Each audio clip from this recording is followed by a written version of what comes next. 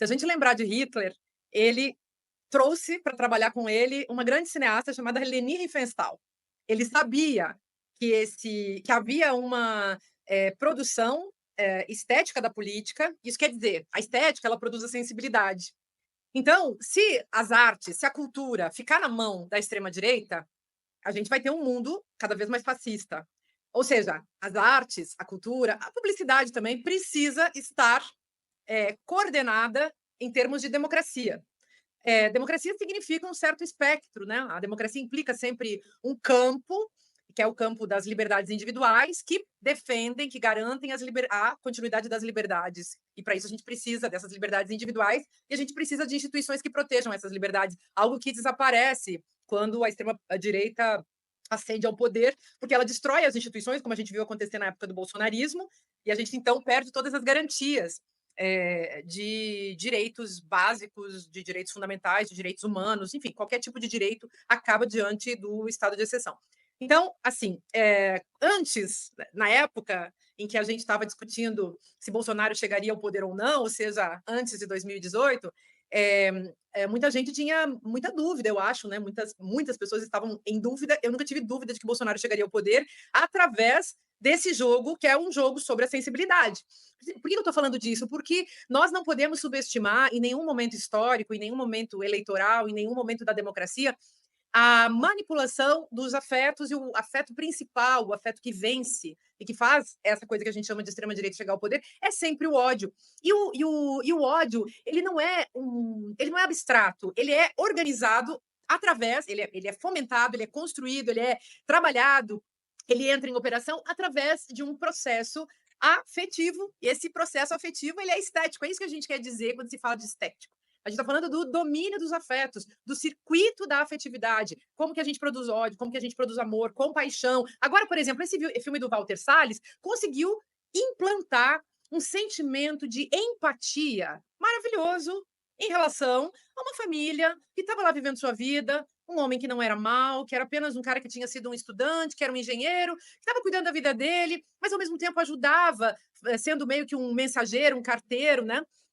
Alguém que passava adiante uma mensagem, e de repente esse homem é assassinado de uma maneira muito brutal, e a esposa dele fica a ver navios sem entender nada do que estava acontecendo, com 5 filhos. A vida que eles tinham é claro, aquela vida também da família idealizada, de uma família muito feliz, idealizada, a família margarina, como a gente diz aí na vida cotidiana, né? Essa família de gente branca, de gente burguesa, de gente de uma classe social super favorecida. Essa gente também desejava a democracia e essa gente tem a sua história de vida, enfim, a sua família destruída. Eu acho que isso pegou muito porque, é claro, a imagem da família feliz, mas existem famílias que são, como dizia o Tolstói na Ana Karenina, né, primeira frase, as famílias felizes todas se parecem, as famílias infelizes são todas infelizes à sua maneira. E para essa família feliz veio a desgraça, ou seja, eles foram infelizes à sua maneira. E hoje eu acho que está todo mundo pensando, né, meu Deus, como Marcelo Rubens Paiva, como as suas irmãs, né, porque a Eunice Paiva já faleceu há alguns anos,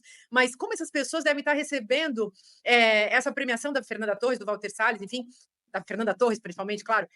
Como é que eles estão recebendo isso, considerando que é a vida destruída deles, toda a infelicidade deles, que tem a ver com a infelicidade do Brasil durante esse período da ditadura militar e do que veio depois, da falta de da anistia e da falta de justiça.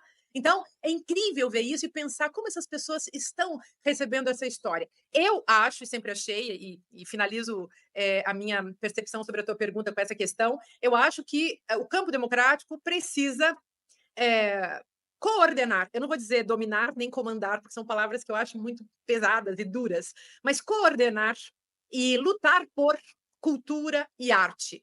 Quer dizer, as artes visuais, o cinema, o audiovisual como um todo, televisão, os meios de comunicação, a educação, todo esse campo de produção de subjetividade precisa estar na mão de quem protege a democracia, dos partidos democráticos, dos movimentos democráticos, das mentalidades democráticas, das instituições que precisam ser democráticas e assim por diante. Então, no bolsonarismo, a gente viu a destruição disso tudo, né, Joaquim? A gente viu, imagina quem era ministra da Cultura, aquela gente absolutamente como dizer assim, uma gente que tinha uma consciência dissociada, né, para não usar termos do campo psiquiátrico que vão gerar outro tipo de discussão entre nós. Mas é isso que está em jogo. Eu vi esses dias a Regina Duarte elogiando esse filme. Gente, que dissociação da consciência. Assim, tem muitas pessoas, aliás, que são bolsonaristas, odeiam a cultura, elogiam o filme, se emocionam com o filme, são a favor do retorno da ditadura. Ou seja, a gente está precisando não só de cultura e educação, mas a gente está precisando também de trabalho no campo da saúde mental, da psiquiatria. Mas eu falo disso, claro, puxando essa conversa também, mas para dizer que tem uma operação de psicopoder sobre as mentalidades. Isso é certo. A educação e a cultura são os campos onde a gente vai conseguir fortalecer as subjetividades de tal maneira que as pessoas não se entreguem para esse tipo de jogo do fascismo, para o jogo da extrema-direita, que é esse jogo do psicopoder.